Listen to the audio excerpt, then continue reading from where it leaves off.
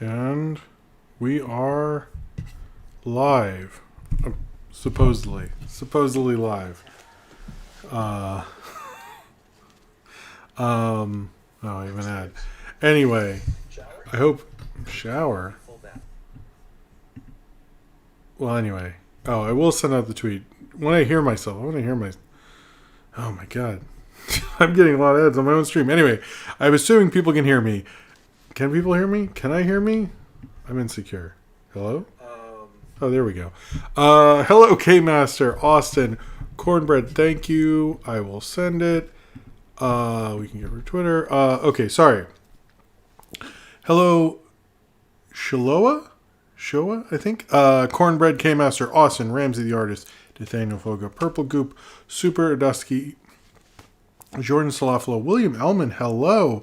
Chan talks more movies. Al Vasquez, wow, look at everybody. Gilberto Benitez, Gary, hello. What is up? I am Jim. I shall be talking about stuff from 2024. Good job, Ryan. I love it. Yo, Jim. Hey, a guy named Crystal. And thank you. Let's just switch to the... Actually, I'm going to drink some water. I had just a crazy day. Oh, apologies. All right. I need to make a theme song for the show, so it's like get amped up. I really need to do that. Anyway, hello. Look, we're here. I was almost in the kitchen. Almost. But things worked out. All right. Hello everyone. Welcome to Movie Crap Live. Well, hey, that's fine. Whenever you want to speak is cool. Poor Things was a great movie. Okay, I need to see Poor Things. How are you doing? I hope you're all having a good beginning of February. A good... back up. Energy drink. A good everything, I guess. Wait, you did? Oh, you did. You did. You're right. Cornbread did help. Sorry, I was like, what do you do? Yes, it is Wednesday, Movie Crap Live. Hello, Behold Macy. Behold Macy. We're sorry, I'm taking off my socks because I want to do that. It's just like a rush to get everyone to bed and changed, and we're here. That's what's important. Welcome to the Movie News streaming show. I'm Jim. I'm here to talk about movie news and animation news and all that. This will be an interesting show since a lot of things broke after I sent out the initial tweet. You have a Black Sea accent. So I think I'm going to go till about like around midnight, and then I'll stop for a break and then do the shows. We'll see how many stories I can fit in there. But first off, I did pick a different energy drink. I think I told you the dispenser I used to get all sorts of energy drinks from is no more. But I went to this place to get lunch and I saw this energy drink, and I have two of them actually. It's called Edge. It looks so 90s. Look at that. And it was actually on sale. So that's right away I got it. So I thought it was funny. I thought I would add to the list. I need to make an energy drink list. But anyway, yes, this is the Edge one. I didn't think anyone would get it. I apologize. But I saw there's so many Edge ones. I was like, let me hedge my bets. You can find it. You got to scroll for a while. You can find it if you look in image search. But anyway, Black Saxon Cool gets the first. I hope this tastes good because I actually couldn't get coffee. Whoa. Too close to the show. Jim is edging. Gross. But cheers to you, Black Saxon Cool.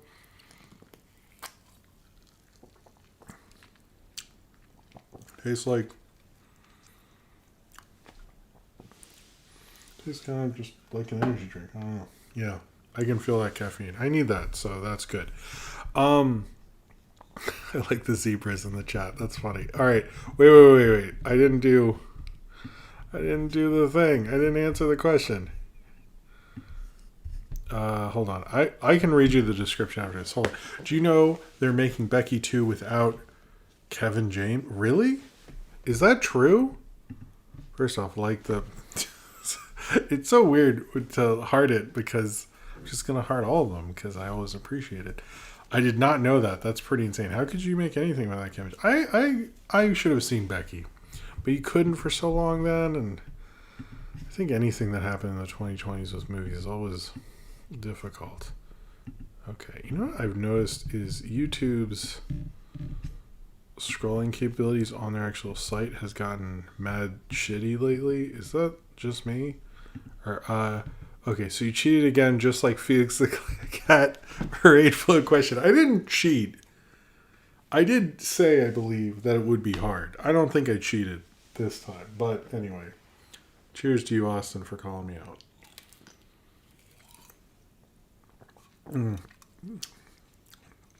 Like a light, like sparks, a little. Like they used it to make sparks. Oh.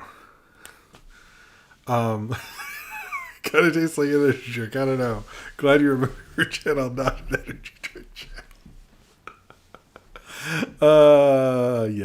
Yeah. I did see. I actually found their LinkedIn page. It's not a big company. The one thing about this, I'll read. If there's a description on here, is there? Not really. It's just ingredients. Is that there's somebody's name right here, like autographed, and I don't know who the fuck that is. Like I went to their webpage. I went to this actual company's webpage, and I don't know.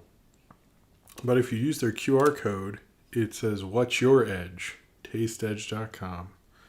I guess they have I should have added them. Maybe they'd, I don't know. Anyway, interesting stuff. I don't know whose autograph that is. Hello, Javier Portello. Let's see. This week, what happened? I've seen Orion in the Dark. I shot a review. And actually, when I was shooting that review, it was with this stand that's holding up this. Hello, Will. How's it going? This stand. And I was using this tripod, sorry. And I have an adapter for my phone. I shoot on my phone. And the tripod decided to fall, I guess. And that was a bad night of shooting. And it broke the adapter. And I have to now get a new one. So I'm glad you're here, Will. So when I say like the Patreon thing, I need new equipment. That is definitely what that money is going towards, is going to Best Buy tomorrow and getting a new one. I sort of duct taped the adapter to the tripod, and I got Orion in the Dark shot, but I need to shoot the movie review vote winners, and I kind of didn't want to push it with. I was like, let's just get Orion in the Dark done. I'm going to buy an adapter and shoot that for the Patreon. But yeah, it kind of sucked. And also, like, just trying to deal with the cat, I ended up slamming a door because Buster kicked. It's just like, I don't know. I've had some, like, bad shoots when I'm shooting videos. Not as bad as, actually, here's the worst one. I'll tell you the worst one. Sorry, I wanted to move the mic a little closer. Here's the worst one. This is true. And I know exactly what reviews. I was shooting the Lorax. And Buster was like, we did this thing where training them to use the toilet, the cats, and they actually did for a couple of years when we lived in a different apartment. But Buster was like, hello, Spencer, how's it going? Buster was very not into it. He eventually did do it. But while we were training them, I'm filling Lorax, and I smell like he definitely pooped somewhere. And I looked everywhere. And you know when you look everywhere, and then the thing you're looking for is in... Sorry about that. Sorry if that was loud. You know when you're looking for something, and it's in the most obvious place? I'm filming this review, and I wonder if I have the footage still. In the middle of the review, I look at the bed, and he shit in the middle of the bed. And I was just like, I lost... like, I stopped. I just stopped doing the... And I don't write them, so it's like all just me talking, and I stopped. I got, like, pretty pissed off. And, like, I had to, like, give myself a minute to, like, get back into it. But that's the worst one. I think he tried to... When I tried to film my Phantom Menace review back in the day, too.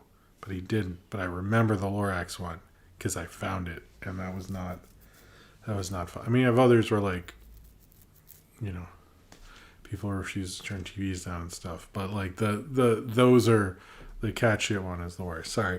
Other things, I went to a kids film festival with Sophie. That was great. I might try to dig up some of those reviews, some of those shorts. But what I'm learning with these shorts, animated shorts, is sometimes because people make them so... I mean, he should have... I did not like that Lorax movie. But they make them so unavailable. It's like so many people would watch them if they actually put them on a YouTube, but like so many of them are totally against that. It's really fucking frustrating. I don't know. It's like, oh, I want to show this to people. Oh, I can't at all ever. Cool.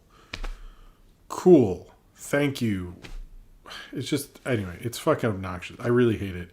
And actually, that's what happened with the film tonight that I'm reviewing tonight, Pacheydrme, because it was on YouTube the day the nominations came out, and I ripped it from YouTube that day, and it went down like, I don't know when it went to, it was up for a while, but when I went to do the show, it wasn't, so that's why there was no link for that one.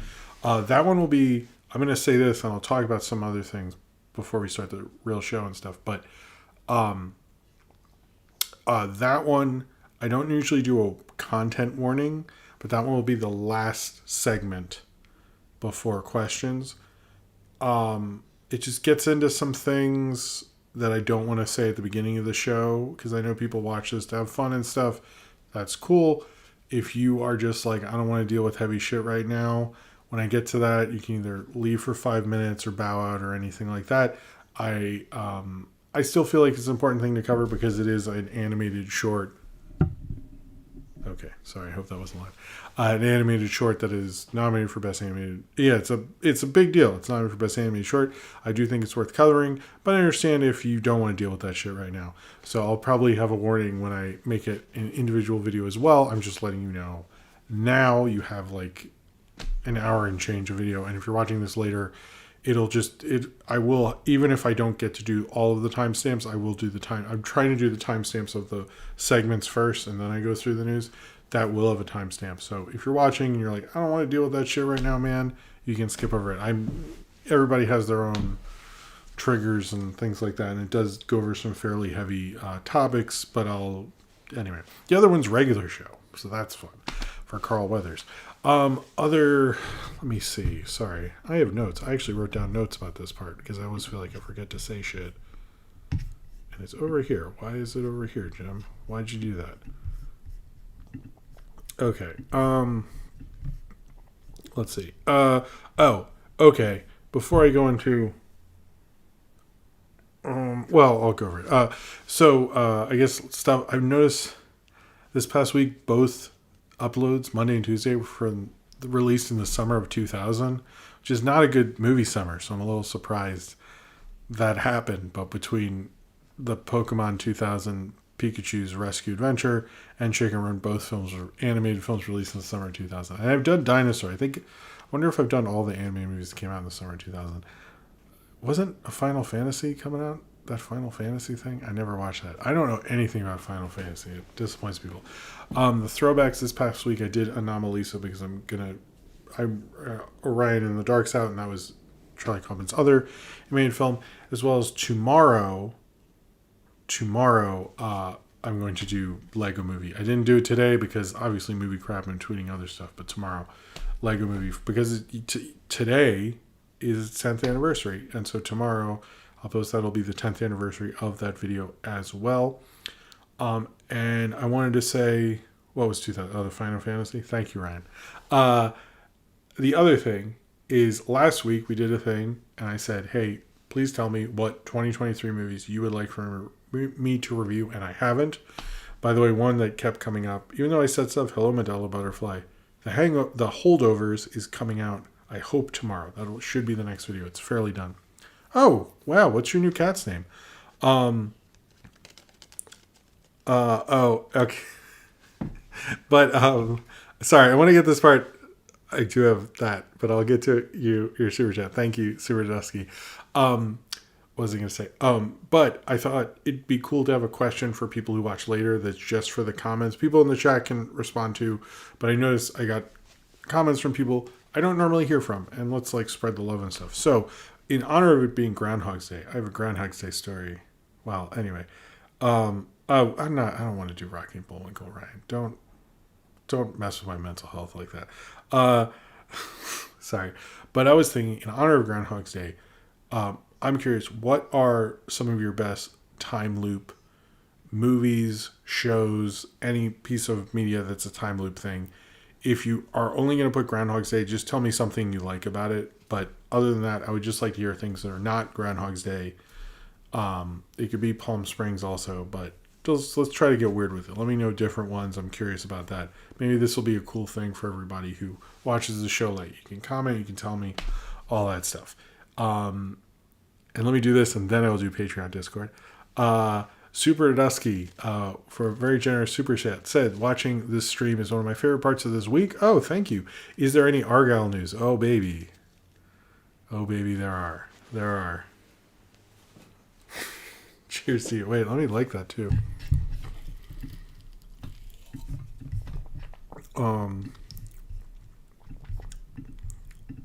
What is going? Fucking YouTube. Yeah. Oh. I'm gonna heart it. Thank you, Super Dusky. Alright. Happy Death Day. Forgot about that. That's a good point. Alright. So this. I'm gonna take another swig just to. This and everything I do is supported by you, the fans. Either through super chats during the show, and I will drink this amazing Edge energy drink. Don't worry, I have another one. So there's lots of opportunities. As well as my Patreon, where you get all sorts of amazing perks, like postcards. Sometimes you get cool drawings of people from Film Route videos sent back to you. That are exclusive for the Patreon. There's exclusive content. I posted my videos of the light installation, lightscape, and music, and ones I ended up abandoning, but they're the only ones who can see it, as well as like my commentary series and my commentary series and the movie review vote. The winners of the movie review vote, you also get more power in that. You get more interaction, all sorts of cool stuff, and you help me support the show, like buying a new smartphone adapter for my tripod, as well as stickers, flyers, all that. I've gotten actually some cool feedback from people who have found my channel through stickers and flyers this week, so that actually makes me feel pretty good. Feels like maybe I'm doing something right. Maybe. Yes, it's a great way to support the show, but if you are not financially able to do one or both of those things, or none of those things, if you're not financially able to do that, then just liking this video or subscribing, where you get community posts. I post a lot of community posts, throwbacks, things about Movie Crap Live, all sorts of stuff like that, or just watching always helps. So thank you very much for just being here. I really appreciate it. Also, I forgot to mention at the top of the show, next Wednesday is Valentine's Day. I'm not doing a show on Valentine's Day. That sounds like a stupid idea. So I think it'll be Thursday. There'll be some sort of communication at some point when the next show will be. I want to do a show next week. I will let you know, but it will not be on Wednesday, just to clear that up. Also, if you like what is going on, if you like everybody in the chat right now and you would like to hang out and chill with them, the Discord is a great resource and is there 24 hours a day, 7 days a week. There's all sorts of things like General, where I ask what they want me to talk about in Movie Crap Live. The Girl Left Through Time is a good movie. There's they do movie watches every weekend. Like I know they did Spice World semi-recently. They do all sorts of stuff. Cornrad does thumbnail predictions. There's an Ask Jim channel. You can ask me questions anytime. I usually answer them fairly quickly. There's movie discussions. There's movie news discussions. There's video game discussions. You can promote your art there, I believe, in a channel, if I'm not wrong. And all sorts of good stuff. Austin and Zane Powers did an amazing job running it, and I highly, highly recommend it. It's the Discord I go to the most. Definitely is the Discord I go to the most. And you should definitely check it out if you have not already. You did do Turkish Star Wars. That's really cool. And I know I need to go on it. I don't know when. I never have any time to do anything. We need a Dark City channel in the Discord, maybe. And I'm on Instagram, TikTok, Twitter, obviously, Tumblr. I have a Facebook fan page, all in the links in the description down below. And one more thing, I don't know if you've seen it, I might have mentioned it, but there's a Instagram account called the Knock Force Archive. They're doing really cool work. Whomever runs it is doing a good job. I have been talking to them. I don't have everything for that is online to my understanding, but I will probably share it a little bit more. I'm kind of proud of, I mean, I made it, so why the fuck not? But they've been posting a lot of cool stuff. So if you haven't followed them, I recommend it. I should do a tweet about them soon because they do a good job. Anyway, let's get into the show. So, I was just following all the thank you, James Manning. Did not pick up that misspelling fast enough. What misspelling? What? I'm confused. Anyway, so today, actually, after I sent out the tweet, we found out there's going to be a Moana 2. This is part of the Disney earnings call, and the cops can't stop me. I'm going to talk about this. There's the Disney earnings call today, and Bob Iger announced a ton of, stuff we sort of knew, but gave dates to certain things and times to certain things that we didn't. But the main thing he did was Moana 2. This makes a hell of a lot of... And we got a teaser, which is basically nothing. I showed it to my daughter, and she was mad that there wasn't more of it.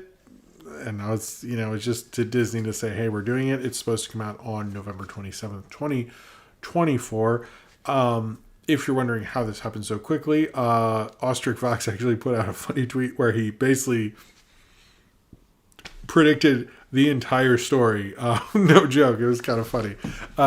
He was like, what did they repurpose the TV show and make it into a movie? And that is exactly what they did. There was going to be a Disney Plus Moana show, but I think the idea that Moana was the most watched streaming movie of 2023, so it kind of makes a lot of sense, to be honest with you.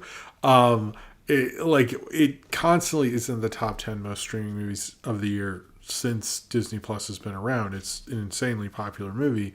So I always thought it was odd when they announced the live action that the announcement wasn't Moana 2. or a Moana sequel. It doesn't I don't know why they call it Moana 2. I wish some of these would have subtitles, but they don't. But or at least a different title. But it's going to compete with Wicked Part 1, which comes out on the same day. I guarantee you somebody's going to move. This isn't a particularly strong Christmas. I haven't looked at the slate, and if anyone wants to interject on that thing, but I imagine someone's going to move. I would think Disney Moana 2 is a scarier competitor than Wicked. But I don't remember what closes out the year. I forget what closes out the year, to be honest with you.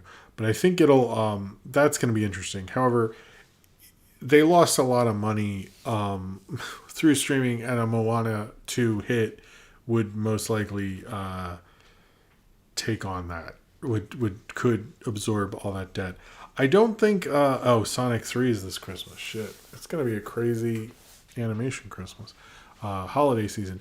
I think it's a smart move, to be honest with you. I don't know if it's going to turn out that good. It does feel like I've heard people already say, is this like Return of Jafar? Is this like the shitty rushed sequel kind of thing? It sort of reminds me of what happened with Toy Story 2, where it's like, we're going to go direct to video and like, no, this is too good, and or we could make too much money in the theaters, so why would we do it just to VHS?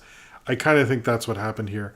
I'm curious though, like how many of these Disney streaming show follow-ups to stuff feels like if it was a movie, it'd be a good movie. So part of me is optimistic actually about a Moana 2 because it could be really good. Nathaniel Focus says, didn't expect Iger to pick up on Eisner's practices.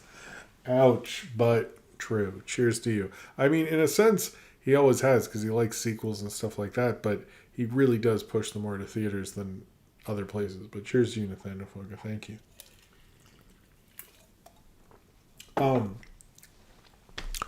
But I don't know. I think it did shock everyone because no one expected like a surprise movie for the holidays of 2024, especially one that no one had heard about being in production. We also got, in terms of Disney and Pixar, which is interesting, it seems like he's announcing them. I didn't hear the call, but almost all the reporting is putting them all together. And I'm starting to wonder if there's going to be some consolidation of Pixar and Disney. Just the way he's speaking about them seems like you've used them as one thing. I don't know if that hints at something later, but we'll see. However, this year we're getting Inside Out 2 and Moana 2. In 2025, we're getting Zootopia 2, which comes out on November 26th. So that would be another Thanksgiving movie. And then 2026, we have Frozen 3 and Toy Story 5. So a repeat of 2019 in terms of big animated hits for Disney. We sort of knew all these were happening. I don't think we had a real date on Zootopia 2. My one thing with Zootopia 2 is that show they made, which was like pretty decent, I guess. I don't know. Maybe I'll go back and watch it, but it didn't feel like there was as much there. I mean, I don't know what the concept is, though, but we'll see. It is, I don't know, this feels very like Iger is just like going on any hit they have and explaining that. And he pretty much says that later.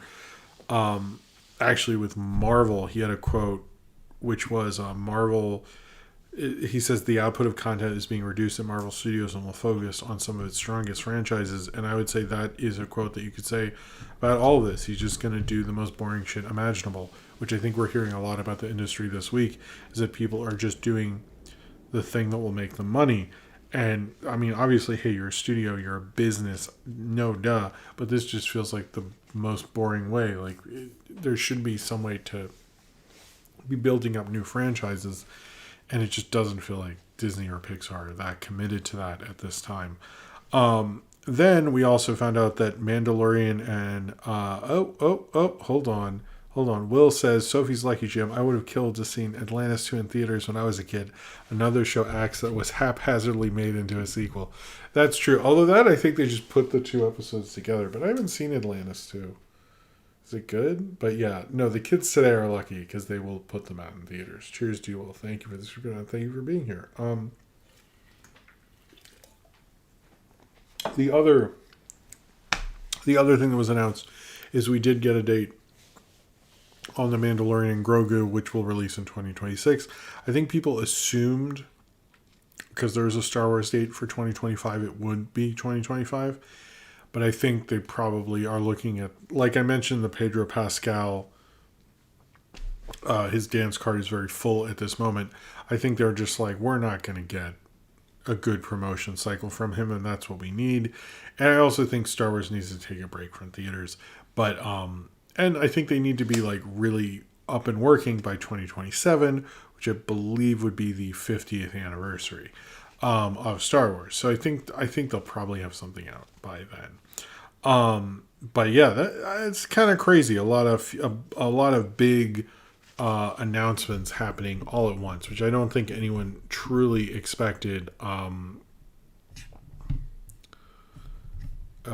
don't think anyone expected at this time, at least. It was kind of a weird thing to happen. I don't think anyone thought that would happen. What's going on with this? Okay, wait.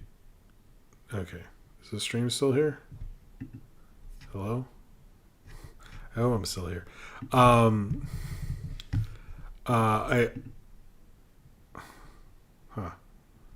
is weird. Okay, anyway, it's fine. Just but I think we'll see what happens with all of that. Why is it? Man, YouTube is being weird with me. It's like whatever. I mean, I think Disney's just trying to save their ass at this point, but we'll see. He also said, which I thought this was particularly funny, is that I know they bought Fortnite, but I don't, or something with Fortnite. I don't really have much to say about that. But Iger did say picking a new CEO is his number one priority. Sure. I will talk about the Coraline thing later.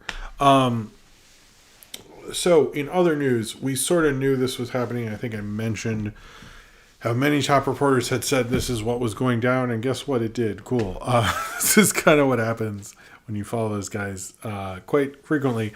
But the Ryan Coogler and Michael B. Jordan period vampire movie has ended up at Warner Brothers. If you're wondering how everyone knew, there are two big horror franchises horror movies, presumed franchise with this, looking for homes. This one, the vampire thing with both of them, and 28 years later. Is it years? The 28 Days Later sequel were both looking at homes, and when 28 years later, I think, ended up at Sony. Everybody figured out that this would wind up at Warner's. So that's how everyone knew. I'm excited for that. I like Michael B. and I like Ryan Coogler, and I think it would be cool. So yeah, but that's going to be at Warner Brothers. It's not really a story, but now moving on, let's talk about, and I wanted to get the next thing up. But the real thing to talk about is Gina Carano. Boy. Okay. So Gina Carano has decided to sue Lucasfilm and Disney because she was fired. She's asking for $75,000, I believe it was $75,000 in back pay, as well as to be reinstated into Star Wars and get her benefits back and stuff. This is a lawsuit that's being funded by Elon Musk, and they really feel they can do it. In fact, this is part of the, I saved it. Hold on. This is part of the lawsuit. This is me reading from the actual law thing. By the way, I want you to preface it. I didn't make this up. It's a real legal document. Introduction. This isn't the real thing. Okay, here we go. A short time ago, in a galaxy not so far away, defendants made it clear that the only one unorthodoxy in thought, speech, or actions was acceptable in their empire. Jeez. Okay. And that those who dared to question or failed to fully comply would not be tolerated. And so it was with Carano. After 2 highly acclaimed seasons on The Mandalorian as Rebel Ranger Cara Dune, Carano was terminated from her role as swiftly as her character's peaceful home planet of Alderaan was destroyed by the Death Star in an earlier Star Wars film. You needed to put that part. Also, are we serious about the Alderaan thing? That's really offensive. Never forget. And sorry, that was not cool. And all this because she dared voice her own hateful opinions about trans people. No, sorry. She dared her own opinions on social media platforms and elsewhere and stood up to the online bullying mom who deemed her compliance with their extreme progressive ideology. Oh my goodness. Defendants' wrath over their employees' social media posts also differed depending on sex, even though the force's female defendants chose to target a woman while looking the other way when it came to men. While Carano was filed, defendants took no action against male actors who took equally or vigorous controversial positions on social media. This is because Pedro Pascal called the Trump people Nazis.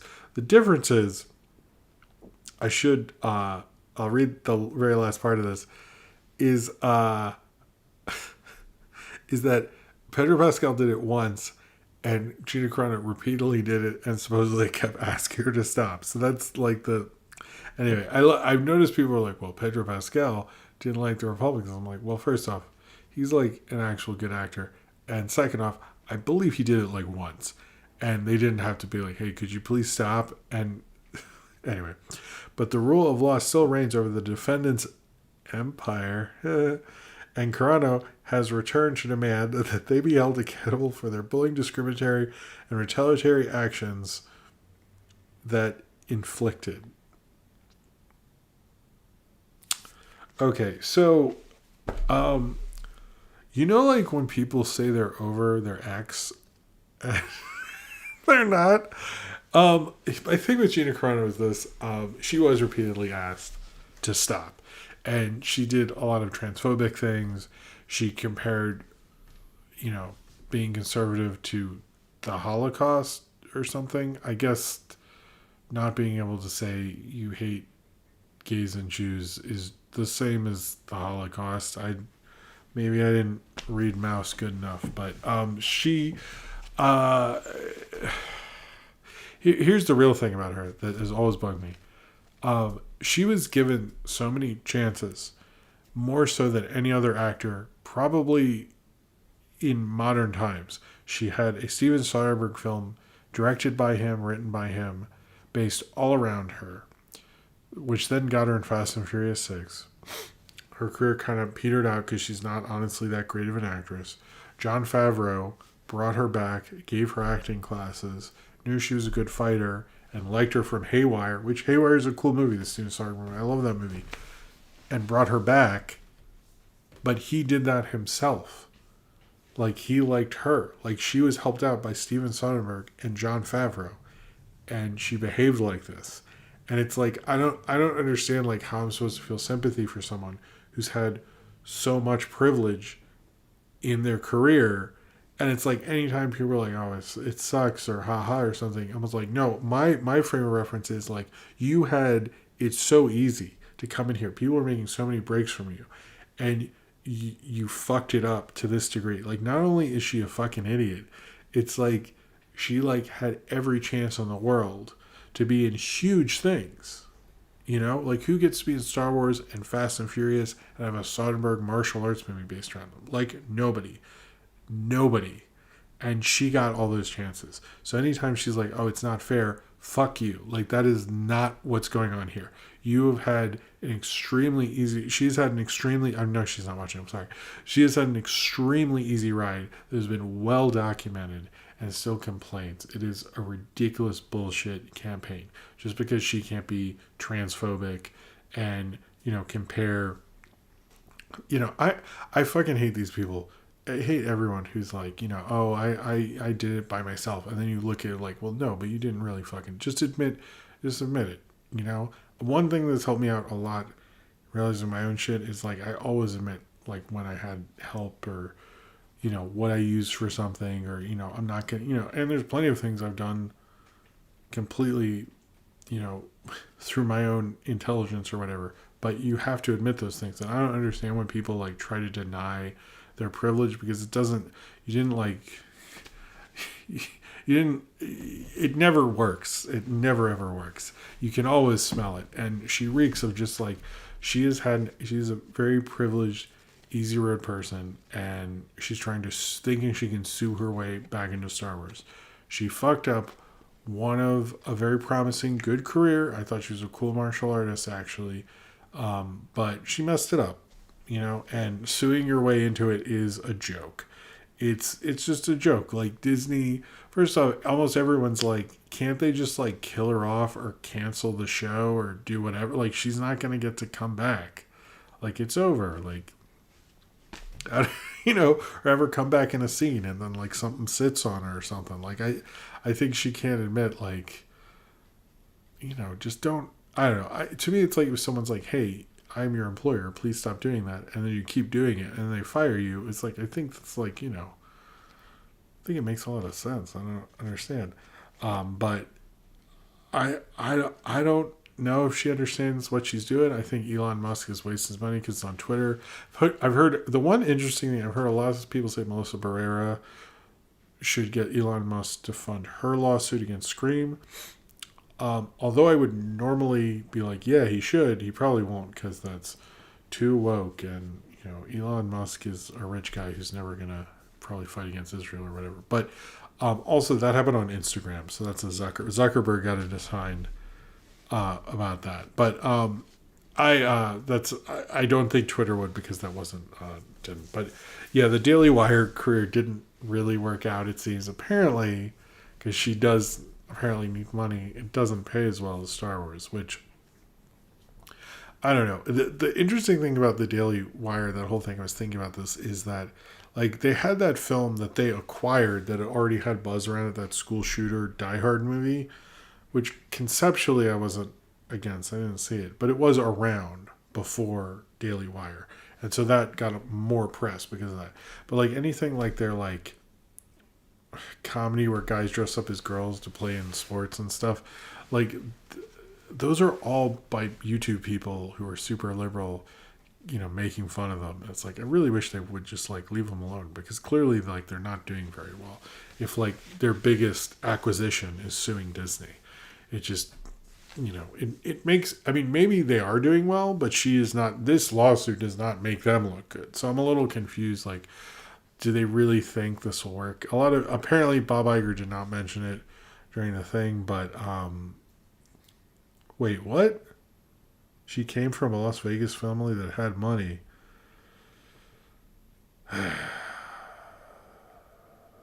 Wow, even worse than I speculated. Well, than I knew about, to be honest. But anyway, I don't think this lawsuit will go anywhere. I usually, it's funny. In my notes, I just write things real fast. So I just like have a frame of reference and like bullet points and stuff. And I didn't mean to be funny, but one of them said, just autocorrected to Gina Cartoon sues Disney, which I think is funny. No, it's not Juana Man. They really made one. Lady Baller says no Juana Man.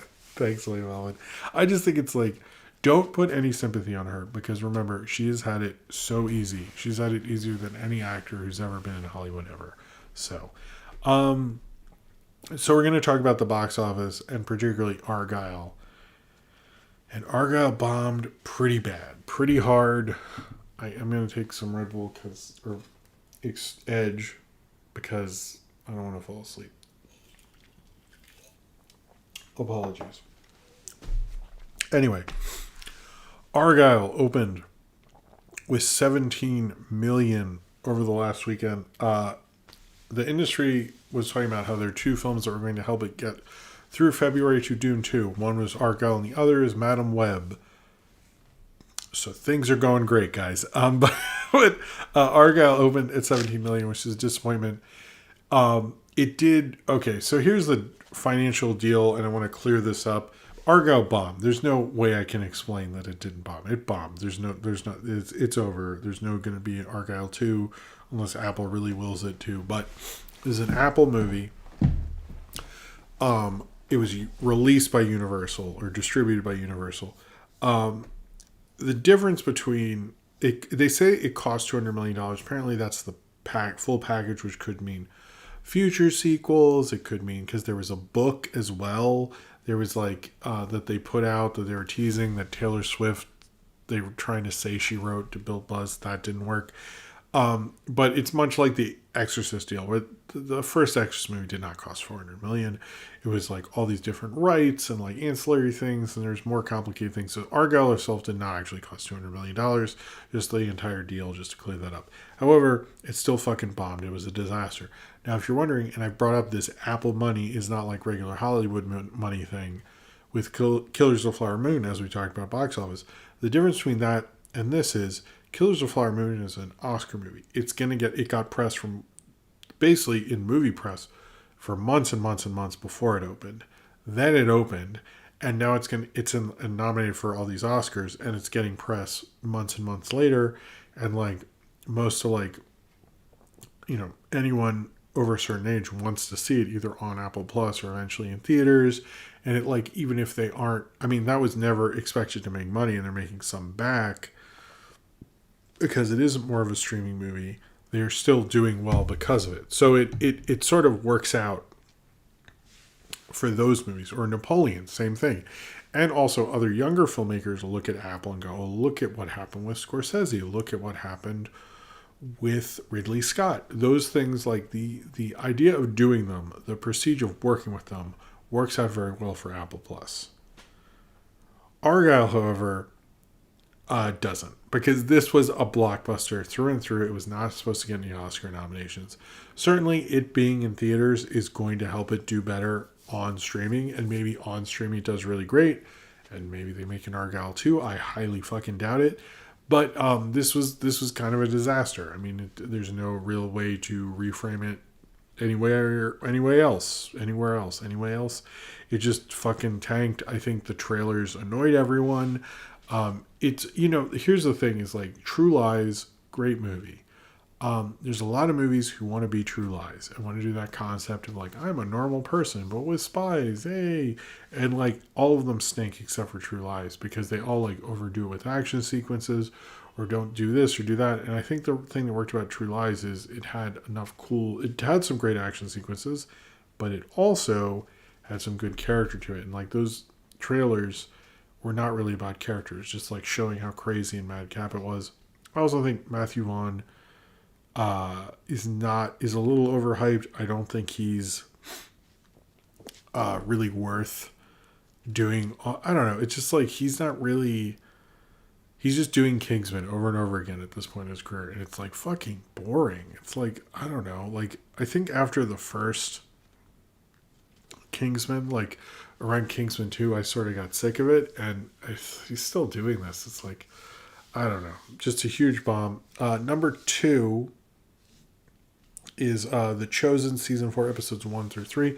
This is a fan-funded or Kickstarter or fan-supported show. And around this time, they play a few episodes in theaters.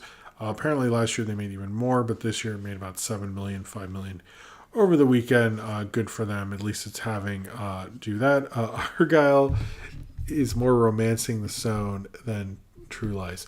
Now in box 64. First off, I agree with you. Cheers to you. That's a good point. However,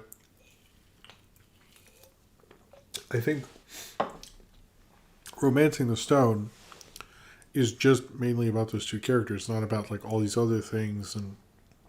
But that you're very right. You're right about that. But I think it is selling itself also in the True Lies. Maybe I should have said romancing the stone. Not in box 64. That is a good point.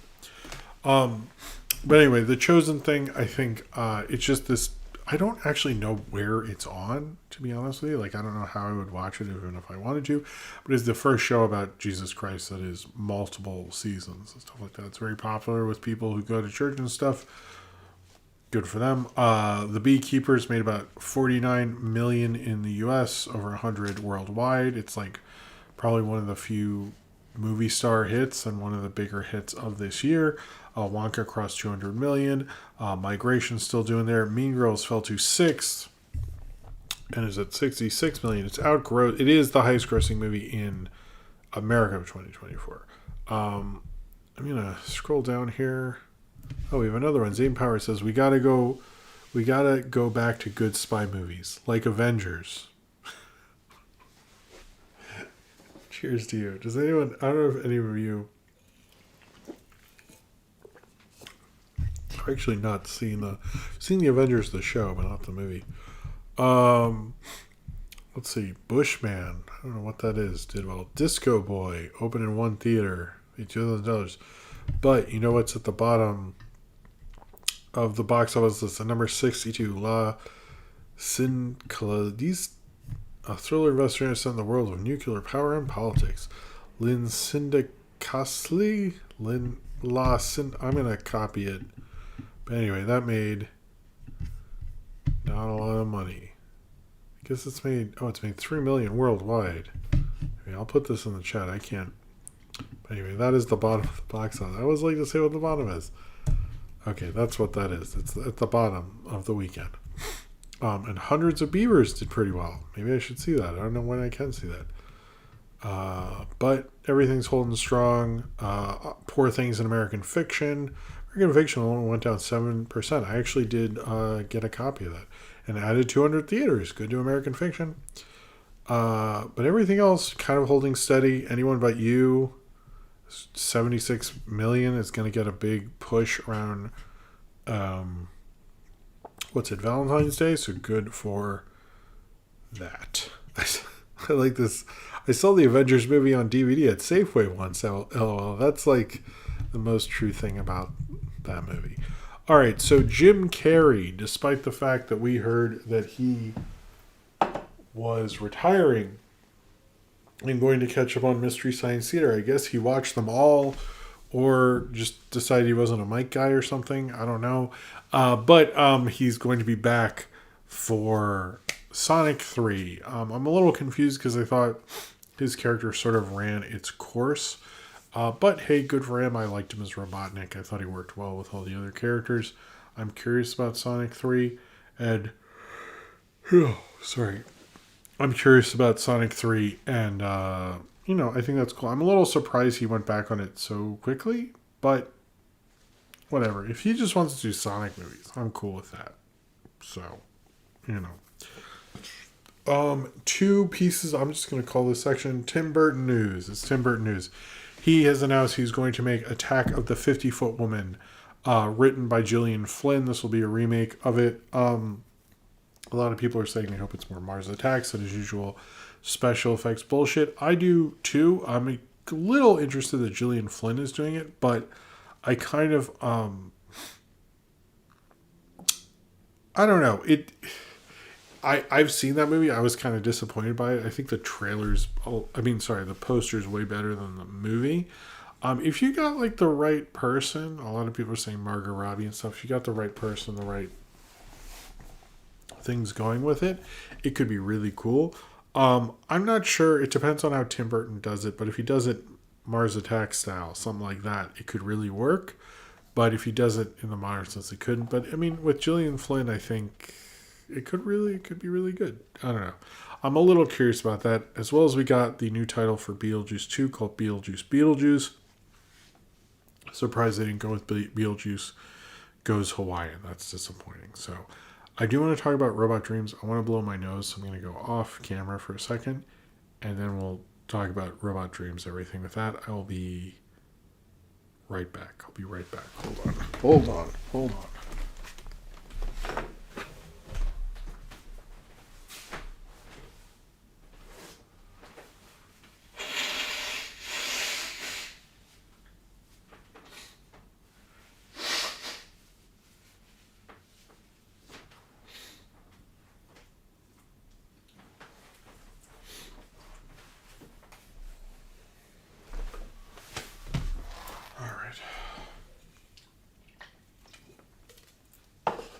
Okay. All right. Oh my god, I said Beetlejuice 3 times. Wish I had a Beetlejuice thing to like do a joke with that. That'd be really cool. That would be really cool. All right. So, I think for a while now, we've all been wondering,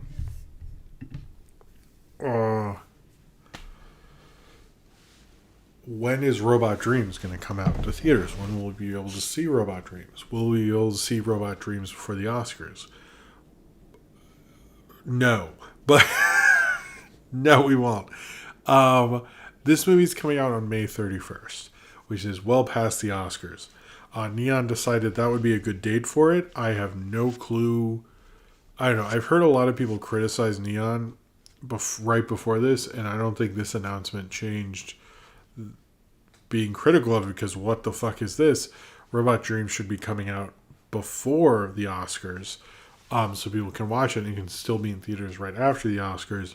And it is missing all of that. There is no Oscar buzz that's hitting this movie. I don't know if they were like worried or like didn't want it to beat Miyazaki and Spider-Verse or something. It definitely won't now. Good job. It's really embarrassing. I'm really pissed off by it, because it's like, how are we not going to have Robot Dreams before the Oscars?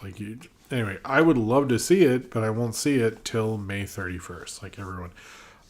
Some people have said, like, are there screeners available and stuff like that? I think the bootlegging of this movie will be pretty crazy before the Oscars, but that's what Neon chose to do. I think it's a shit idea, especially the box office is like pretty empty right now. Clearly they don't have their crap together to give this a proper release. If that is true, they should have just like done it for next year's Oscars, not this. Didn't they win for Parasite? Like, they can't get their crap together? I just don't understand. It's just real stupid. I don't know. Like, how could you fuck this up so much? It's just like really remarkable. Really remarkable. But whatever, Robot Dreams will be coming out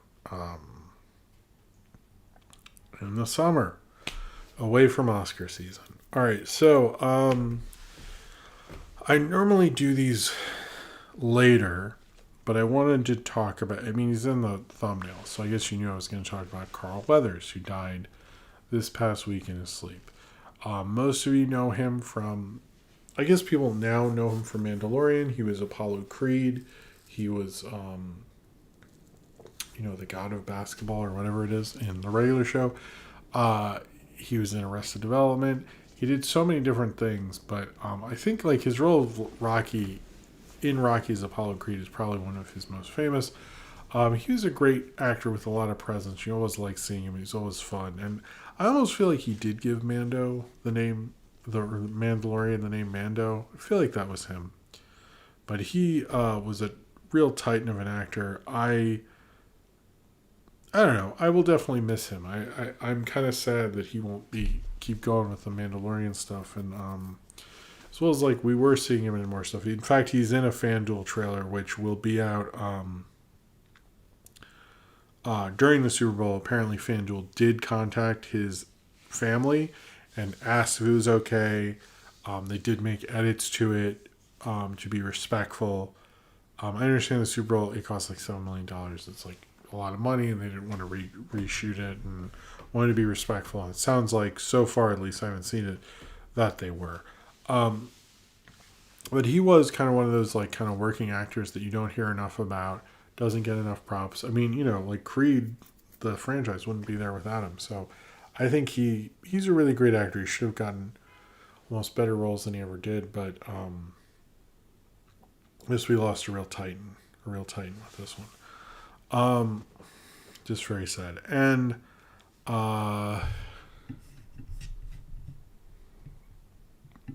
before we move on, I wanted to talk about Mark. I'll talk about someone else at the end. Mark Gustafson, who co-directed Pinocchio, Guillermo del Toro's Pinocchio. He is a stop-motion veteran working all the way back to Will Vinton, actually. He did a lot of various different stuff, and it seemed like him and Del Toro were going to continue to work together. Unfortunately, they won't be able to because of his heart attack. Don't worry. I do have another one, so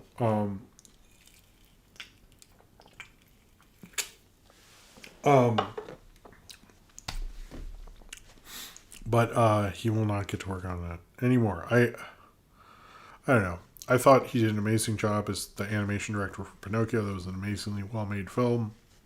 Him and Del Toro working together clearly were a dream team, and he was one of the great stop-motion animators probably of our era. He had so much work experience, it's sad to see him go. In lighter news, the Avatar The Last Airbender trailer. Now, I didn't want to put this in the thumbnail because I don't want it to be like this weird thing I have against this show.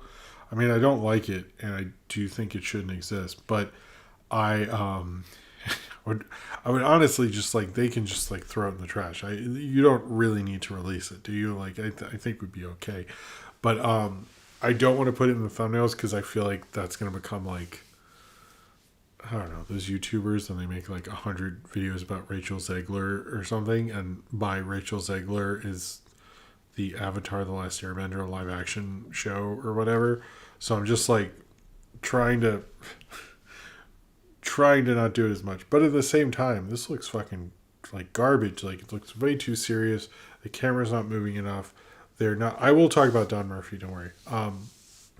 That's going to be in the opens. I just broke for those two. It's just overly serious. It just feels like they're like, what if we Game of Thrones it up? And you're like, yeah, I don't know. It's like, I don't really understand what they're doing here. The trailer looked really bland. Like, there was nothing that stuck out to me. Like, oh, maybe I will watch that. It just made me think like, oh, it's exactly what I thought it was going to be. How not exciting at all, basically. It felt like really fucking dull. I don't really understand. And I don't get, like, there's always someone in the comments be like, no. But now that it's live action, people can really hear the story. And I'm like, who the fuck? I hate that about live action remakes. Because it's either, no, but now we really know what's going on with Maleficent. or now like people can really hear the story now that's live action. It's like, so you just accepted not liking animation for some reason, and like if so, then your justification is like, no, but what if this story sucked more and was directed worse? Then we'll really get into the juices here. We're gonna really get into this. If like, what if we have this really well-made story, right? Hear me, and what if it was worse? That's what we're gonna do. I was thinking about this, and like, because I majored in film, but I hung out with animators, and every now and then I'd be hanging out with both, and the live action people would always make some dumb comment about a cartoon, like if they transferred to live action, what they would do. And I always look at them like, well, I'm glad they're not in charge. And boy,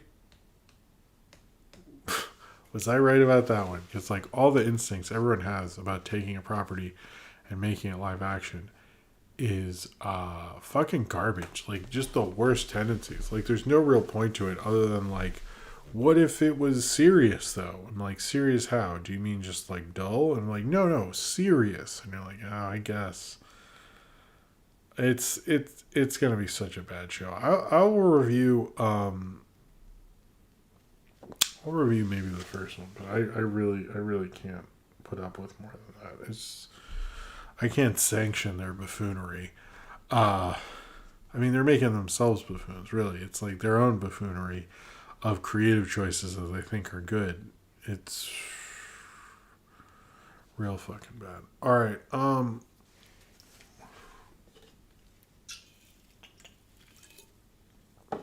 Sorry. Okay. Rob Liefeld, everybody's favorite, maybe, is retiring from Deadpool. He's working on a comic that will come out in the summer, which will be his last time to work on a Deadpool comic. He says he's leaving after that. I sort of believe him since he's making such a big deal, but it is his character, and if he wants to leave it and move on from it, that's his right. I think it's kind of a cool move, actually. But yeah, he is leaving the Deadpool character. I don't think like the best of what Deadpool is now is really from him, and I think he probably knows it, and he also like has a lot of money from the 90s, I hope. So I think but he is doing one last Deadpool thing. I don't know how often he does return to it, but his last Deadpool thing is this summer. If you've ever wanted to check it out, it'll be there. I don't have a ton of Super Bowl trailer things. I guess next week, whenever that show is, we'll go over more of that. But you mean he wasn't retired already? But we have two Super Bowl things. One was A Quiet Place Day One, which I'd heard about this for a while. It stars Lupita Nyong'o, Diamond Honshu, other people. And at first I thought it was just going to be, I don't know if I knew what it was, but basically what this trailer shows is it's the beginning of A Quiet Place. He says he's going to make a new comic about Cameraman. Nice, referencing the Spike Lee ad. Cameraman. Cheers to you. I have the...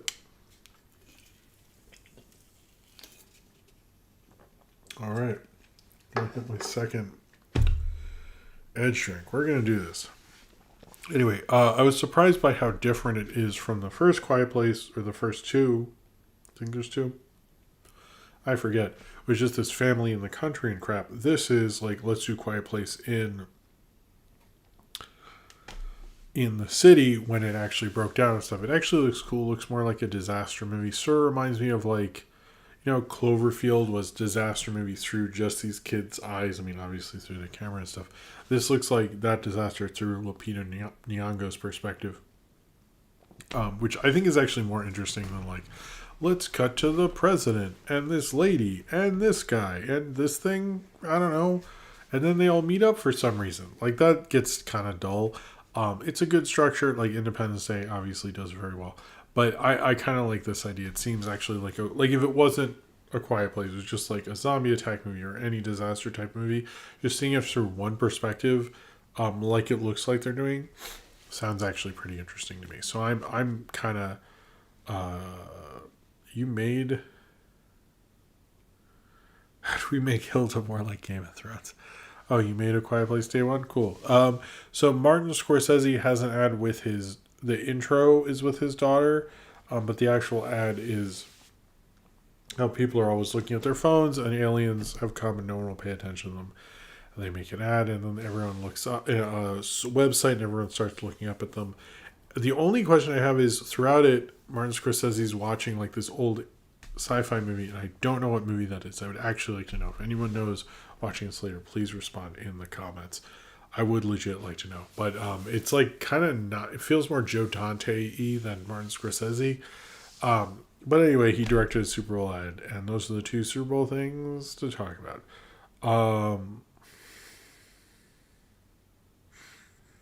Oh, glad you're here, Jade likes film. What was it?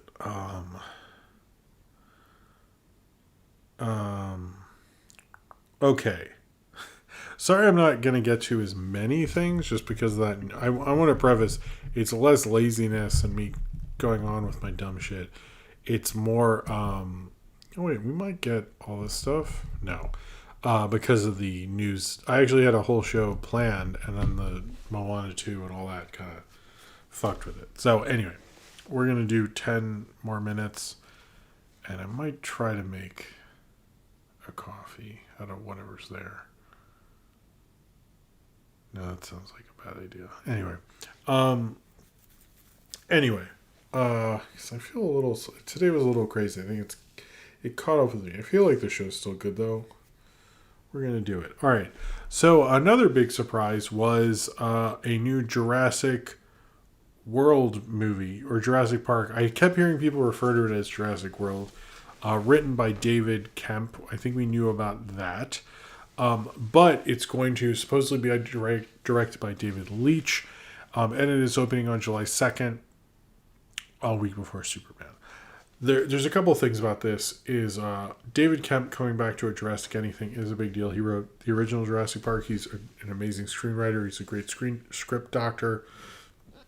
He's like, his resume is pretty impeccable in terms of being a screenwriter. So the fact that he would come back is actually a good sign. The July 2nd release date, I get that it works, but I'm like, can we not like have a repeat of what happened with Mission Impossible this past summer, where it's like, it's a decent movie and it kind of swallowed up because you had to release things one on top of the other. I don't think that works, so I kind of want them to push it back or push it back a year or something. Sorry. The other thing is the choice of director. Gary, Premium Rush is good. I remember Premium Rush. I saw that. I reviewed that somewhere. Or on this channel, sorry. I think David Leitch is a dull studio director pick. And I think they probably looked at what has happened with the sequels. Which, hey mama, it's the beat that made you move, mama. What? Hey mama, it's that beat that make you move, mama? Hey, mama. I don't know where we're going with that. Was a jack of all trades. Hey, mama, it's that beat that make you move, mama? I'm so lost by that. But anyway. Cheers to you, Netbox 64. Oh. Alright, I finished. Premium flavor? Does it say, what does it say, ultra premium flavor? Say ultra? I want to make sure if it says like, I don't know. Yeah, it says ultra premium flavor. Okay. Well, we have this now onto Edge 2. I am easily confused. That's probably true. But yeah, I think David Leitch is a boring director. I believe he did. Did he do Atomic Blonde? I meant to look that up. Hold on. I like the style of him, and I get that he is I thought it was Chad Stahelski did. Oh, David Leitch. I mean, I don't know. He did do the first John Wick. He co-directed with Chad Stahelski. But I think Chad Stahelski is the main director here. Let's be honest. He's the guy you want to see. He's the guy who directed the John Wick movies that everyone likes. Whereas I think, I don't know, it feels like somebody the studio knows will bring them in a movie on time. The push to a release date, I think, is interesting because why wouldn't you wait until you got this right? Because the last Jurassic World movie was about locusts and was fucking garbage despite having everyone back. So, I might open this myself after this. We'll see. It's up to y'all if I should open it sooner, I guess. But I do think, as there's been talks of a star, I sort of think they have someone. And that's why they're doing the release date. Some people have suggested Will Smith because this would fully bring him back. I sort of think it's going to be more boring because if you've gone with David Leitch, I think it's just going to be The Rock. A couple of people said Jason Statham, but I think it would be The Rock. So it's like you get The Rock to be in a Jurassic whatever with the David Kemp script. I think that could be a pretty big movie for people if they do it right. But I think they have to get, maybe if they're getting him, I don't know. We also learned that Brad Pitt will be in Quentin Tarantino's The Movie Critic, which is surprising. I think everyone thought it was probably going to be someone else. We don't really know who Brad Pitt's playing, and a lot of the people who suggested it don't seem to actually know what they're talking about, but we'll see. Okay, we are running out of time. We'll see what happens there. But I don't know. It's interesting that you'd see that he was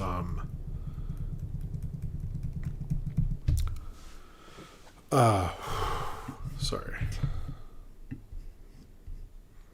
That he's gone to a big star again, but I think he still wants the box office. He still wants the money. Tarantino. So, okay, I'm going to open this because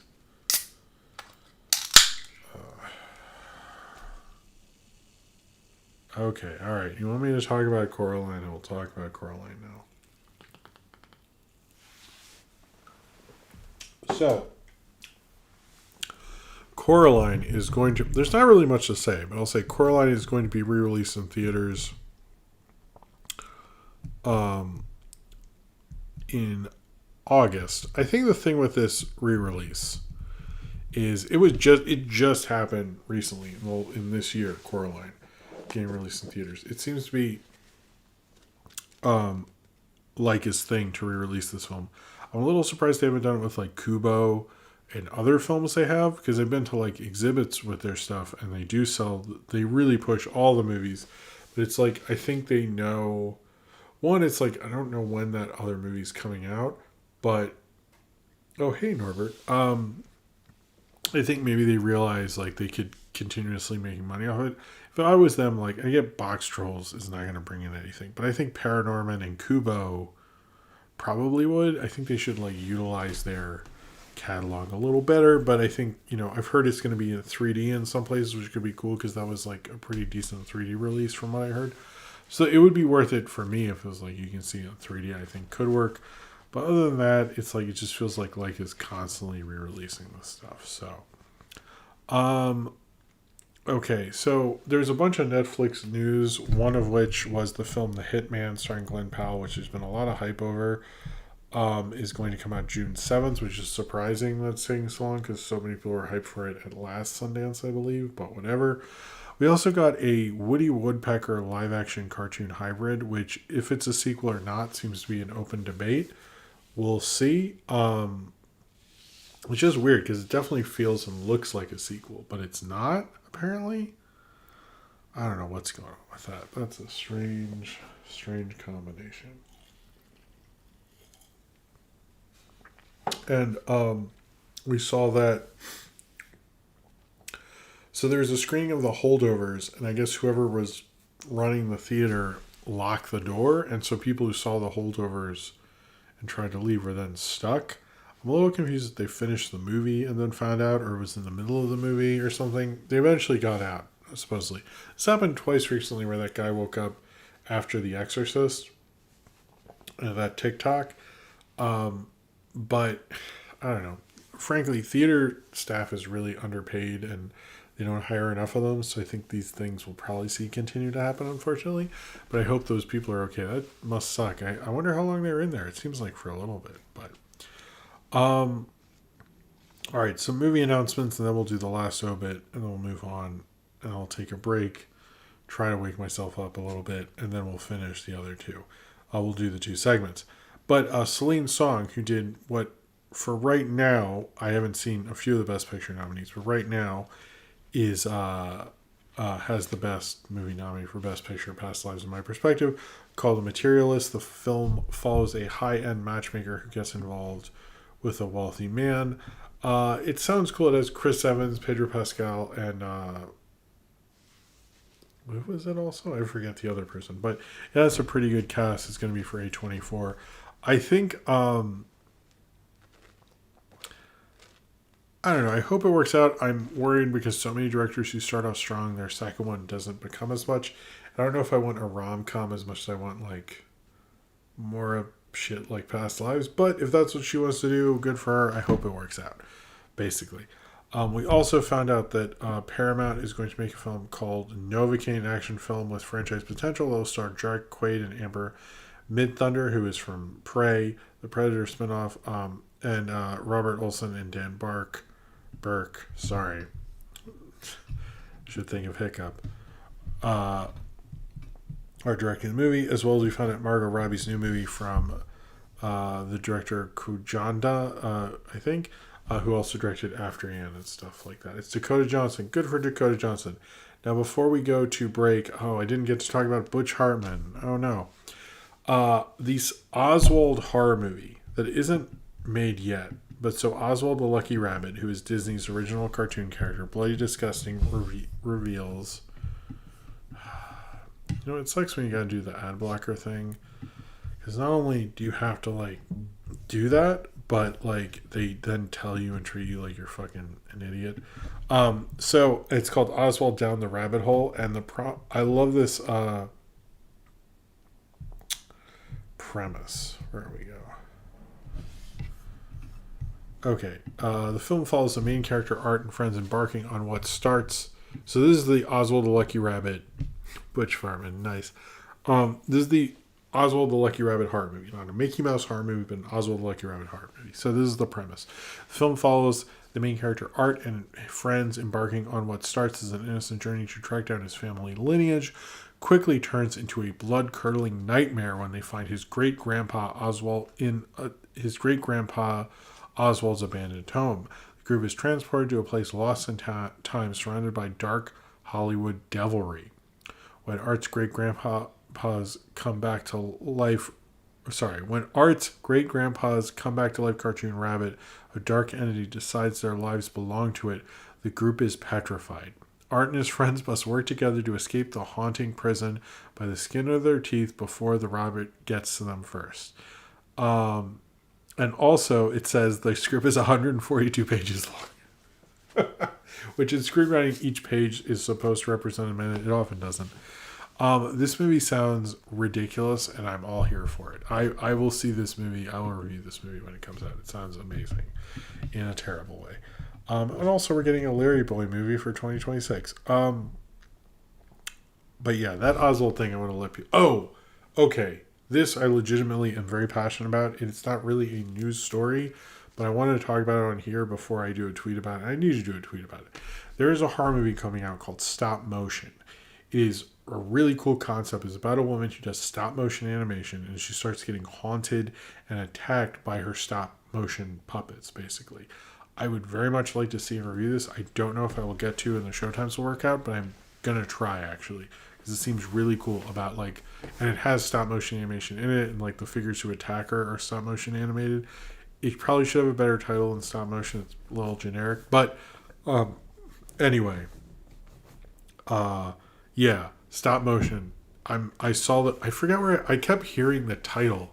And I forgot why I checked it out. But I watched the trailer. And it looks legitimately very cool. It's a cool idea of like combining stop motion and horror in such a way. I don't know. I think it's going to be cool. So I'm down for that. I know people are like saying this. It's different. It's got a haunted vibe to it. I will post the trailer. Maybe I'll post it tomorrow or something. I wanted to find a tweet that had the trailer in it, but it didn't seem like anyone did that, and I don't have the time to do that, so I don't know. But it looked really cool. I'm excited for it. Like the idea of like you're a stop motion animator and like your stop motion, and it had like this weird vibe to it. Like Monkey Mode's a little different. I should review Monkey Mode at some point, but um, the the idea of like someone and like the way they're doing it felt different. Like that someone makes stop motion their cartoons are slowly destroying them is an interesting premise. Anyway, I haven't seen it yet. I don't know if it's good, but I have good vibes. I could be wrong. So we did talk about Carl Weathers and Mark Gustafson, I think. However, I want to do one obit, and then before we take a break, is Don Murray, who died this week. He was in Bus Stop with Marilyn Monroe, which, if you know the Marilyn Monroe movies, is one that's fairly well regarded. I don't know if I agree with that, but he's good in it, and he's in a major Marilyn Monroe movie, which is pretty cool, as well as Conquest of the Planet of the Apes. He had a pretty long, amazing career with two major movies. Those are two movies that Conquest of the Planet of the Apes and Bus Stop get played fairly regularly, and he was very good in both of them. R.I.P. to him and his family. Okay. So, as I said before we take a break, I'm going to talk about regular show God of Basketball, and then I will talk about Pacheydrme. Pacheydrme's a little more gnarly in terms of its content. So if you don't want to be here for that, that's fine. But I will talk about regular show first, and I'll say if you want to leave the room now, please do so, and then we'll do questions. I hope that's okay with everybody. I'm going to go wake myself up somehow and take a little bit longer of a break, and then we'll be back and we will finish this show. Thank you all for being super chats. Thank you for sticking with the show as much as you all have. You guys are great and all that. So I will be right back, and then we will do our two segments, and I'll see you soon. I need to have a drawing right now. I need to do a theme song and a drawing right here. That's what I need to do. Anyway, I'll be right back. I'll see you in a few minutes. And yeah, all right, cool.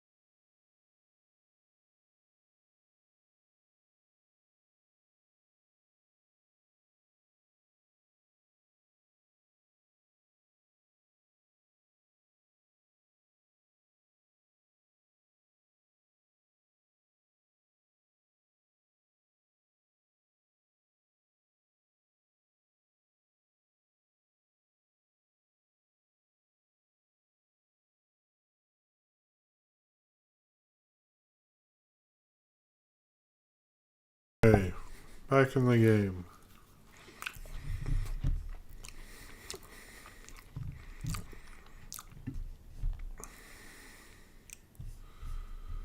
I feel like, we don't know. Is The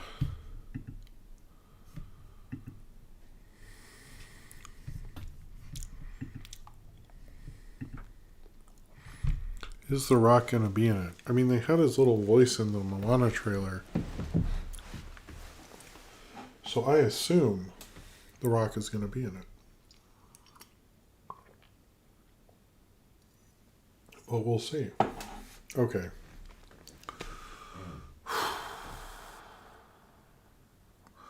I'm good. All right. It's now a mukbang?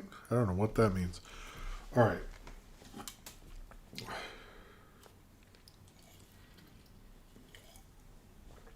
We have like 30 minutes left because we started 10 minutes late. Let's get into it. First, we're going to start off with... What can I say? Say you're welcome. Okay. In honor of... And this was Ryan Walterson's idea, I gotta say. In honor of Carl Weathers, today I'm going to talk about the regular show episode, which I believe is season 3, episode 7. God of Basketball. God of Basketball. This is a fun episode and kind of premise, at least, of regular show episodes that I really like. I don't know if I knew this was Carl Weathers when I saw it, but he's pretty good. It's about Mordecai is been told to make has been asked by Margaret to make her a web page. He tries to use the computer in the communal house he shares with a lot of people, and Muscle Man and High Five Ghost have signed out the computer and signed it out for like all time forever, basically.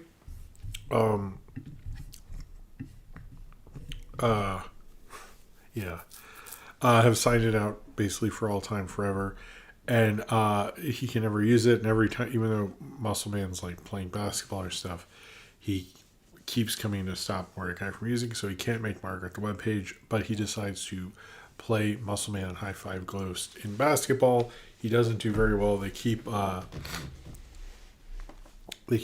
the thing until the God of Basketball comes down, voiced by Carl Weathers, to teach Mordecai and Ruby how to do it.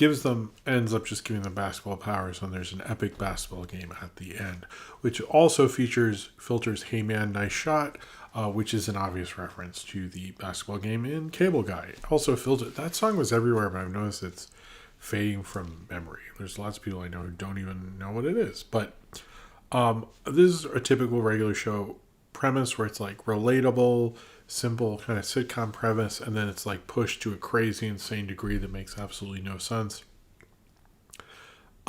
Which I think this does.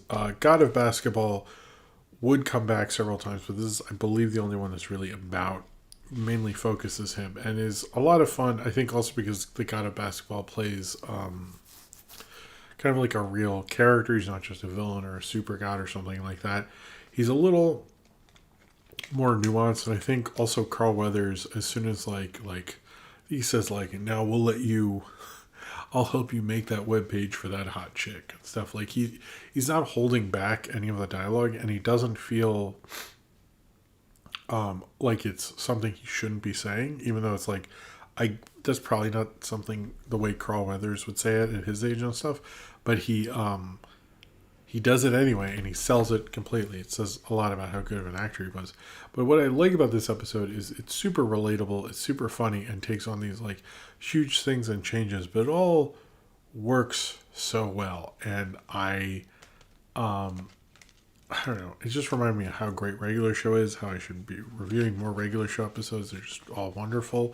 And it does remind me of like the idea of animation, the premise of animation, or of early animation, where Felix the Cat would just like be drunk at the bar and need to get home, and like he's in Egypt, he's in Paris, he's in this, he's in that, and it's like all this crazy stuff would happen, but in the end he gets home to his wife who's mad at him for staying out too late for being drunk, and it's like that's sort of the same thing transposed, and that's what I love. There's a love, I love when regular show really does that. They did actually cut out the shot of Margaret's butt. They did cut out in some territories actually, but I think this is a good episode, a pretty classic, perfect, perfect example of a regular show episode structure, and a very good one at that. And it was a nice thing to revisit after the death of Carl Weathers. Remember how good of an actor he was, how great he was as regular show, and just reminding how regular show is just a really good and funny show. All right. Cheers to me, I guess. I don't know. So I'm going to give you an out if you need it. This is going to be a little serious. I'm just going to insert an ad to give you a all an out, but I'm going to talk about something with sensitive stuff, and then we'll go to the questions after this. This is just that was just to pay some bills, but it's also to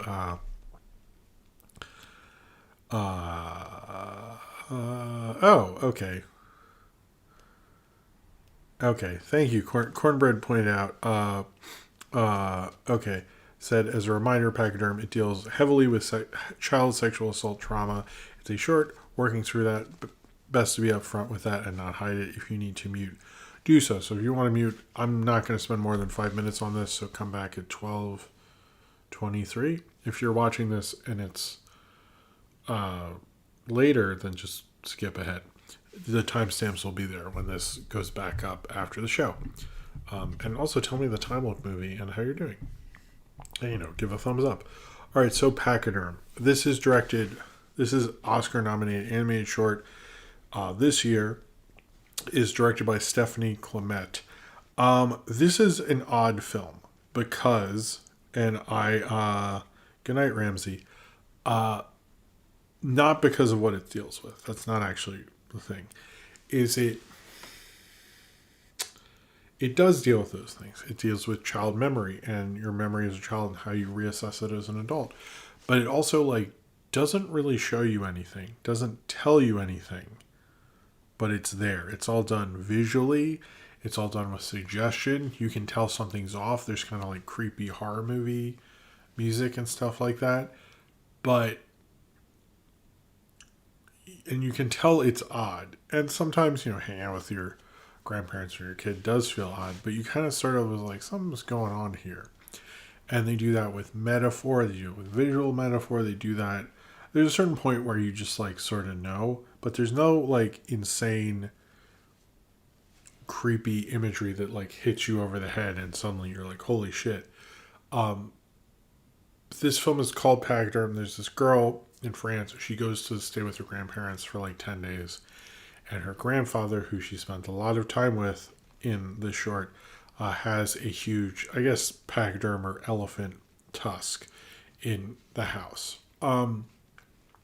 There's certain imagery, particularly with the girl and her little hand and the grandfather and his huge hands. There are certain things about death and particularly how he cuts roses, the heads of the roses off before they wilt. He doesn't like it when flowers wilt, which afterwards I was yeah, I can read into that shit. But I think what she does is actually pretty fascinating because it plays with memory. It plays with certain things that you exaggerate as you get older. They're definitely memories, and I'll ask my parents, I'm what the fuck are you even talking about? And it's why you've had that for 50 years in that order makes utterly no sense. This is a subject matter that Stephanie Clement is very interested in. Is talking about childhood trauma and sexual abuse and stuff like that. What's fairly interesting about this is I feel the modern way is to confront you with it. And I'm not saying this film hides, but it maybe does it without you really realizing what it's about, which I find kind of fascinating. How she visually expresses her opinions, and it's pretty, like, if you really think about all the metaphors, you're like, oh well, no fucking duh, that's what's going on. But like, she does it in such a smart, beautiful, artistic way. The design, I will say, and I'm not trying to be a jerk or put her down as an animator, but has a bit of a AI feel to it, which I don't love, but it's like better, like definitely like drawn, like an actual like soul was behind this, but it does a little bit. But things with her, and like suddenly it goes from it goes from like summer to winter. All of a sudden it changes. It, like, there's certain parts where like she's just hearing the animals with her grandfather, and you don't really know what happens, but you know something. And there's just like, I think there's one shot where he opens the door that feels pretty shocking. But I recommend this short if you're interested in visual storytelling or expressing something just visually and in a different way. But I would say, if, because this does deal with like incest and trauma and sexual assault and things like that, although it doesn't tell you how, I think that can be a little difficult, but it is interesting. Someone taking on a controversial topic and doing it in such a kind of interesting way that makes me think about. I'm still thinking about this short quite frequently. So I'd say AI. James Manning's asking me AI how. I'd say AI in the way it kind of flows, the way the design has that kind of like weird alienish feel to it. But I do think it. You can tell it's a person making it, manipulating and stuff. I guess, I don't know. I'm sorry if everyone can't see this and it was only available to rent. As I said before, I ripped it from YouTube the day the nominations came out because I wanted to review as many of these as I can. And I reviewed this one.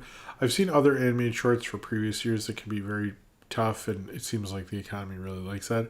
I think there's a lot more going on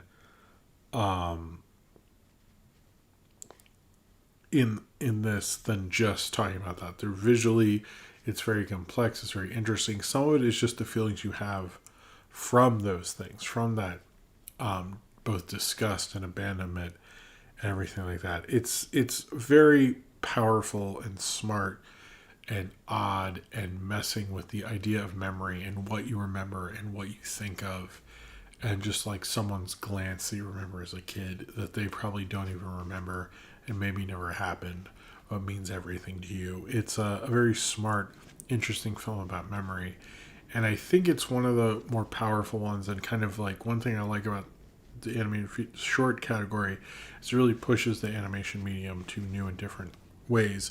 And if you are interested in seeing more of an artistic, smart, enlightened, very purposeful animated film, then I'd very much recommend Pacheydrme, which I think takes on a controversial subject in a very, very smart way, and done very beautifully artistic, a way that pushes the animation medium in places that I don't think other directors had even thought about, both subtly, visually, and smartly as she does. Cool. Okay. I'm sorry. Maybe that pushed the appropriateness of this, and I'm sorry if anyone didn't like that, but I'm going to do questions below. We're going to go back to being goofy. I like to talk about all sorts of stuff with the stream, so I hope that didn't push it for anybody. All right. Thank you, Cornbread, for that. All right, let's get to the questions. We have 2 Patreon questions. First, I'm going to drink some water.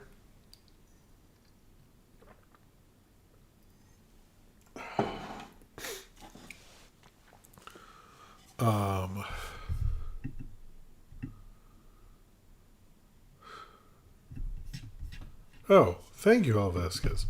All right. Nathaniel Foga asks, think Matthew Vaughn will ever make a film as peak as the first Kingsman again? I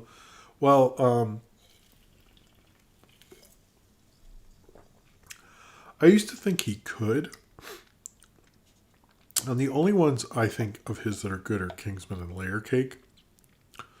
but I think he just falls into traps. He has to come up with a new auteur voice because he's just like stuck in Kingsman mode, and I think he needs it. So right now I'd say no, but I don't.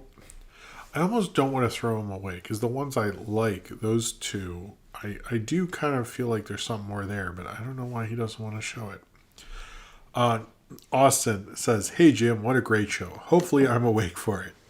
I'm barely awake for it. I'm unsure at the time of writing this if you talked about the Jesus miniseries Fathom event number 3 at the box office this past weekend. My question, besides Merlin, any limited or miniseries you wish had a theatrical release? Well, Willow, because you can't even watch anymore. Over the Garden Wall. I always want to see the Primal theatrical cut where it's a bunch of them cut together. The Gulliver's Travel TV movie with Ted Danson, and maybe Red Planet. I read that forever ago. Maybe that. Anyway, all right. Oh, man, this is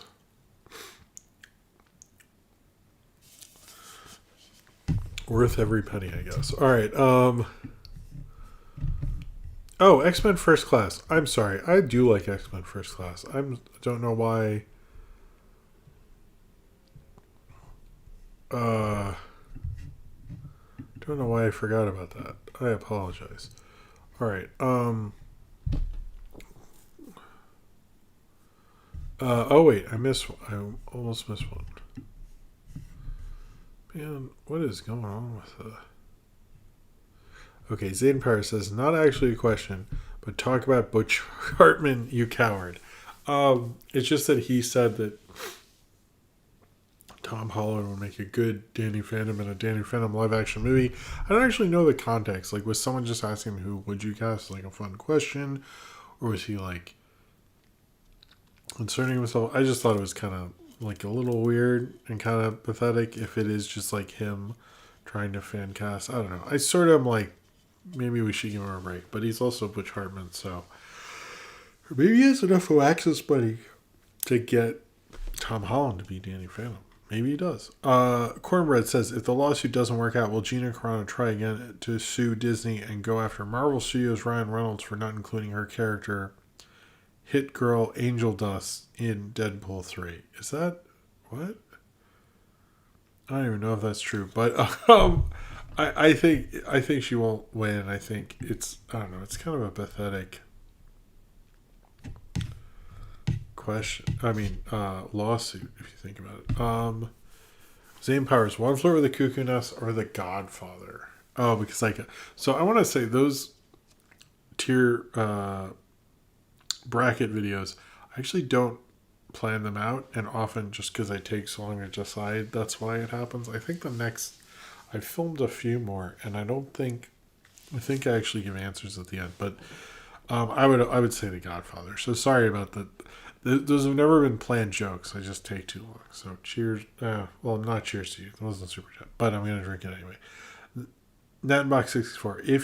If you're given a task to make based on board/tabletops game you like, what would you do with it? I sort of like Candyland. I'm not a big games person, so I don't know what I would pick there. Jordan Slofslow, what are your favorite Disney Dark Age movies? I guess that's the 80s. Did I review Something Wicked This Way Comes? Probably that one's the best of the, if that's the, I'm getting the age right. I think it would be that one. Zane Powers, yesterday I voted in my state's primary election. Will you do your patriotic duty and vote in yours, or are you excited to do your part? Probably, and I mean, I guess, I don't know. It's like, whatever. Nathaniel Foe, you don't like First Class? No, I forgot about First Class. First Class I would put among. I'm not one of those people, again, who brings up when that guy dies in that one scene. Like, people really hate that scene. I get it to a certain degree, but it's like, I actually really like, I think it's like the only good, well, it's the only X-Men movie that doesn't have Wolverine in it that's decent. All that. The Rocket Lomax, what film was the most common sight in people's homes in the VHS DVD collections. What film was the most common site? I would say DVD is like Shrek or Finding Nemo or something, or The Lord of the Rings. For DVD, VHS is like the Star Wars trilogy set that came out before special editions, or Willy Wonka, Halloween, Little Mermaid. Probably more Little Mermaid, to be honest with you. Question from Cornbread. With the Lego movie being 10 years old, do you got any particular fond Lego memories, favorite Lego set, or one you always wanted as a kid? My dad made me a Lego castle one year. That was pretty cool. I think that's my only real Lego memory, to be honest with you. Nathaniel Foga, how do you usually spend Valentine's Day? Nowadays we just eat in and stuff. So we just hang out. We used to do Valentine's Day like a day before because all the restaurants would be empty. It was a better idea, but you can't do that as much with kids. Al Vasquez, actors like Issa Rae and Dakota Johnson recently have been complaining about Hollywood's direction. As of late, thoughts on why we're seeing more of the discussion from stars? I think because there's more podcasts and stuff like that, but I also think it's because Hollywood's kind of fucked right now, and it's like that's what they're going to talk about. I don't know. I am a little. Issa Rae, they weren't. She's promoting American fiction. It makes more sense. Dakota Johnson is surprising because it's a studio priority. You think the studio would have shut that down, and they haven't. So that's kind of why more it is, I guess. Not plausible. Did you know that Slipknot loves Slipknots? Their fans, however, don't. I did know that, and their fans are wrong. It rules. Favorite mech anime? I'm not a big mech anime person, but Macross Plus came out when I was in middle school, and I really liked that. Nathaniel Foga, best Super Bowl. Whatever the one was where the Giants run around 2008, that one was pretty cool. Nathaniel Foga, what's the film that's so utterly repetitive and agonizing that it made you feel like passing out to snooze? Red Notice, because that's literally what happened. I can't stay awake. I've never really finished it. It's so horrible.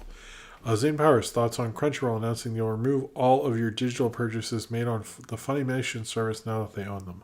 I didn't know that. That's why if you own digital copies of something, make sure it's on a drive. I think that's bullshit. I hate that happened. I'm getting a little sleepy, so we'll just do a few more. Austin questions. Where did Knock Force Deadly Assault come from?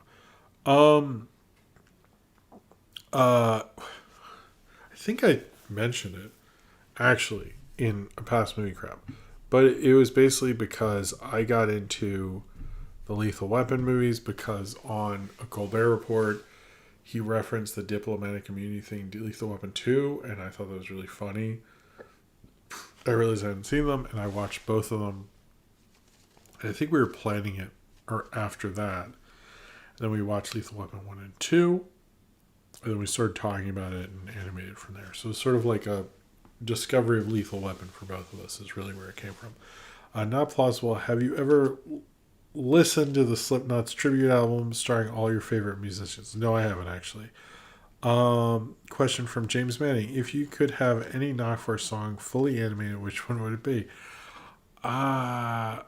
It's always something or something, whatever that one was. The one the Drive All Night with Mickey Rose would be up there. Probably those. There's probably some for the later EPs that I don't remember the later EPs as much, even though I worked really hard on them, but I'd probably go with those two, let's say. Question, Black Saxon, what horror movie do you want Kevin James to star in? I wouldn't mind if he was in a Halloween or Friday the 13th. Maybe Friday the 13th. Zane Powers, have you ever known anyone in your life who has a real corporate sycophant? Like someone who would say Nestle is in the right to do everything they do. Yeah, I related to a few people like that, and it sucks to talk to them. I'm not going to tell you who, but I had a relative who, I don't know if you knew this about the Super Bowl, but so if you perform at the Super Bowl, the NFL basically gets a percentage of your tour money, or that was the deal that was going around. So if like you perform, you're an artist, and you're like, you get a big bump in streaming and stuff like that and profile, and then you go on tour usually, and the NFL got percentage of the tour. And I had a relative who's like, but they help do that. I'm like, no, but doesn't the NFL have enough? And they didn't understand what I was saying. It was like they like didn't. They thought it was being like a terrorist or a communist or something. I was just like looking. I'm like, I can't. Do you understand this is a shitty deal? Like that's why like Taylor Swift probably would have performed as a halftime show at this point had that not been part of the deal. Like a lot of people say, like Rihanna used to say no a lot because that's a shitty deal. I think maybe they stopped doing it, but fucking assholes. Yeah, but yeah, I had a relative who was like would not agree with me on it. I'm like, I guess. Do you work for them? I don't. Okay, Cornbread says, we skipped over the Madam Butterfly web news because of Moana steamrolling. To make up for this, predict the outcome of the Pocket Madam Web interview quote for next week. I think she'll just say, like, you know, the movie sucks or, like, something about streaming it. She'll probably just say, fuck puppies. You can tell she hates puppies. Nathaniel Fogel, best trailer shown at the Super Bowl. I mean, everyone says Independence Day. I think the Avengers one was the last one I remember being, so maybe I'll say Avengers. Austin, did you talk about Ryan Coogler vampire movie update? Yes, I did earlier in the show. Vampires, has someone ever actually succeeded in suing their way back into a franchise? I had never heard of that. Oh, okay. Angel Dust is... I didn't realize... I forgot Gina Carano was in Deadpool also. Not plausible. What's your favorite thing to do to watch while everyone else is watching Super Bowl? I used to watch the Puppy Bowl, but we don't have cable anymore, so I don't actually know. Just whatever. I don't. At the time, it used to be a bigger thing, but now it's like whatever. Are you gonna watch Madam Web? Yes, I will do a review of Madam Web. What's something you own that you thought would be worth a ton of money but ended up being worthless? Phantom Menace merchandise. I really thought it was going to be. Thoughts on the Argylle? I don't have thoughts. I actually haven't seen that. I would have seen Argylle if it ended with that Take That song. Okay. Thanks, Cornbread. Question, Christian Gutierrez. Is there a particular movie you love watching with your kids that you haven't reviewed yet and still want to review, like for their birthday? Paddington. I haven't done the Paddington movies. I've watched them a ton of times with those. I should. There's something else that someone brought up. Oh, no, that's not like his movie. Anyway, but Paddington. How difficult was it to escape the retirement home? Ha ha ha. Really? I didn't know Robot Dreams was going to Mexico first. Anyway, I think that's it for tonight. I'm sorry I'm a little sleepy. I was like rushing to do so much stuff. I think I overexerted myself a little. So I hope this was a good show. I think it was a good show. I hope so. Anyway, thank you everyone who gave a super chat tonight. I really appreciate it. It really helps the show. Helps me buy another adapter to shoot videos and stuff. I hope I got everything right tonight. I'm going to take a big chug of this because I do have to do a little bit of cleaning. But cheers to all of you.